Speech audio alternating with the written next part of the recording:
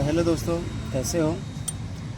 तो ये हमारे पास एक टेंशनर है, टाइमिंग चेन टेंशनर इसे कहते हैं। गाड़ी जो हमारे पास है ये बजाज पल्सर 180 गाड़ी है। इसके अंदर टाइमिंग चेन की साउंड थी दोस्तों।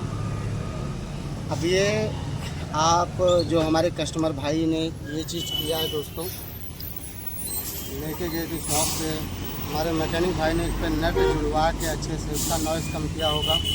लेकिन मैं कस्टमर भाई को कहना चाहूँगा कि ऐसे काम बिल्कुल ना कराएं और ना हमारे कोई मैकेनिक भाई ऐसा काम करें। इससे भी क्या है, आपने इस पर नेट जुड़वा लिया, इसकी लेंथ लंबी हो गई, इसको रहना चाहिए यहाँ तक, आ गया यहाँ। तो इससे क्या है दोस्तों कि अपना टाइमिंग चेंज जो है रॉन्ग हो जाएगा, ये क्योंकि ऑटोमेटिक टाइट होते जाएगा, टाइमिंग चेंज रॉन्ग होगा, गाड़ी वहीं खड़ी हो जाएगी, स्टार्ट बिल्कुल नहीं होगी, वाल टेढ़ हो जाएंगे, वाल टूटे तो पिस्टन भी तोड़ेगा। तो ऐसे काम बिल्कुल ना कराएं और ना कोई मैकेनिक